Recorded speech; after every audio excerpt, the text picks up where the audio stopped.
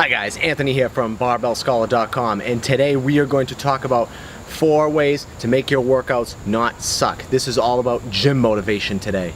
And guys, before we begin, just a quick reminder, be sure if you like the content to click the like button, and also make sure to click the subscribe button and click the bell for more notifications for any future videos I post. Okay, let's begin. Okay, so number 1, you want to make sure you stop doing a headless body workout. Now, what do I mean by a headless body workout? Well, if you take a look at most beginners when they walk into a gym, you can always spot them right away. They always walk around and they look at what everybody else is doing, seeing what everyone around them is doing, and not coming in with a plan of their own. That is a headless body workout. It is basically a fear-based workout. If you think about it, your body and your muscles are basically just sacks of meat. Without any stimulus to them, they don't really do anything besides take up space. But what gives them action, what gives them intention, is our brain. Thought. Thought implies action. And without having a head, so if you're a headless body, that means you're just wandering around with no direction whatsoever and you don't know what to do. This is the mistake most beginners make. And yeah, if you take somebody who is fresh in the game and hasn't lifted a day in their life before and throw them into a gym and make them do something, they're going to make progress at first.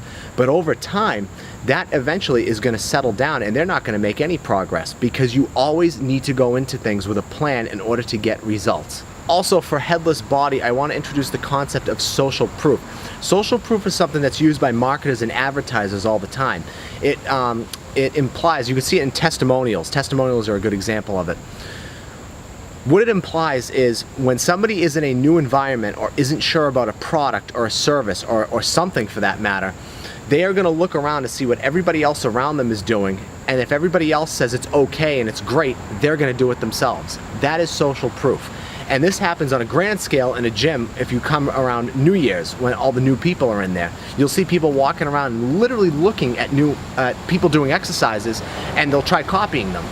Just the other day, I had a guy come up to me and ask me one of my warm-up exercises, what it was and what muscle groups it worked, and then he immediately tried it. Again, that is a headless body workout. Don't do them, always go in with a plan. Number 2, fitness is a giant math problem. This struck me as kind of odd when I first came into the fitness world. A lot of people have a stereotype about athletes and trainers that they're just a bunch of dumb meatheads, that they really don't know what they're doing, and the only reason they're doing it is because they're stupid. That's the stereotype people have. And I'll tell you, it is not at all true. Maybe among some of the bad athletes it's true, but not among the good athletes. You'll find that some of the better athletes or some of the better trainers have very, very high intellectual capabilities, because fitness itself is a giant math problem. It is all a numbers game. It's just like balancing your checkbook, balancing a budget, balancing quite literally anything you can think of with numbers. It's very similar to finance.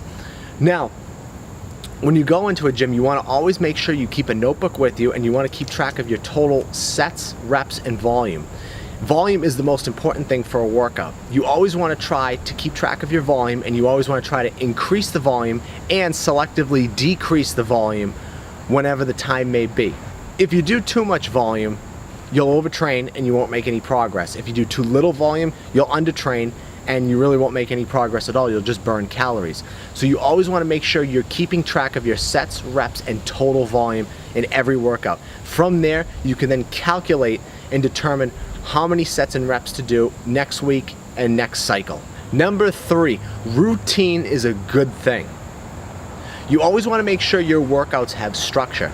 If you're just going into a gym or a facility and you're just doing, again, like a headless body workout where you're just doing whatever looks good, your body is not going to know how to adapt to this stuff in the long term. It's total chaos. You have to create order out of that chaos. So that's where our previous step of fitness is a giant math problem comes in. You have to always make sure you're keeping track of all your sets, reps, and volume, and then from there you create structure. You create an organized plan of attack, and then you go in and you execute that plan, and you execute it as flawlessly as you possibly can.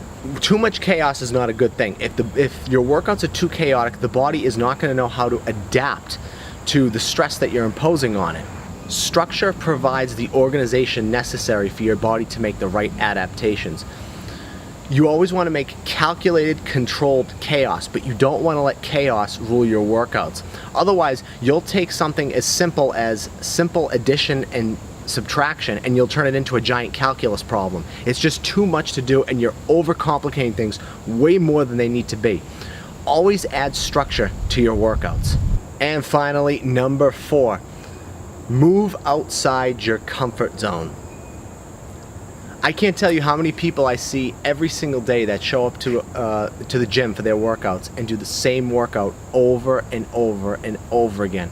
And then they wonder why they make no progress. So going back to number 3, structure is a good thing, but remember I said at the very end, you have to have programmed, calculated, controlled chaos. So you have to introduce new things.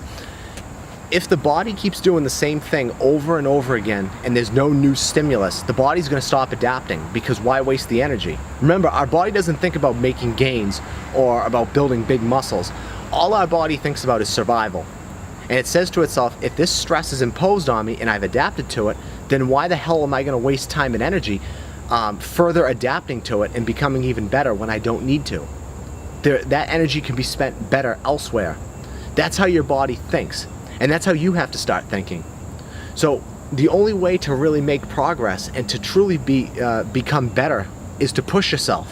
You have to push yourself outside your comfort zone and do things that are going to make you very uncomfortable. That's going to create the stimulus that you're going to need in order to make the progress you want. If you listen to any self-help guru, they'll say this over and over again: life begins at the end of your comfort zone. Well, guess what? Your results also begin at the end of your comfort zone. So if you keep doing the same thing you're familiar with every single day, you're not going to go anywhere. You're going to have 1 year's worth of experience repeated over 10 years. Take a look at people on resumes when they apply for jobs. They'll tell you on a resume that they have 10 years of experience working for some company doing the same job over that span of 10 years. Well, the reality is that person's a liar. They really don't have 10 years of experience. They have 1 year of experience repeated 10 times. That's the difference. Because they've been doing the same thing over those 10 years. So their brain and their mind has already adapted to that stress. Likewise, the person who goes to the gym and does a circuit of curls, 50 circuits of curls every single day, and then does triceps and shoulders every single day, their arms aren't going to make any more progress because they keep doing the same thing over and over again.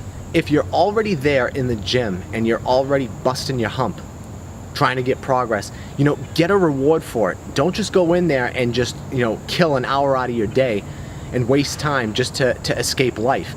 Go in there and get a reward out of it. Trust me, it'll make you feel so much better than just going in there and wasting time. Wasting time never ever makes you feel good. Making progress always makes you feel good. And guys, most importantly, do not be afraid to hire a professional. A professional knows the ins and outs of their industry, and they are going to save you a boatload of time. They're going to help you avoid all the pitfalls, and most importantly, they're going to help push you outside your comfort zone. That's why I created this channel, to create content that's going to help you guys learn and figure out how to do this stuff and help you really progress and become better versions of yourself.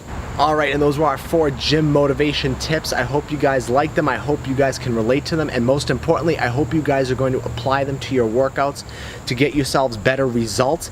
I hope you do. Take action immediately. Don't wait. Remember, there's 7 days of the week. Some day is not one of them. With that said, I hope you guys enjoyed it. Have a fantastic day, and be sure to click the like button if you liked the video, and also be sure to click the subscribe button and click the bell for more notifications. Thanks guys, have a great day.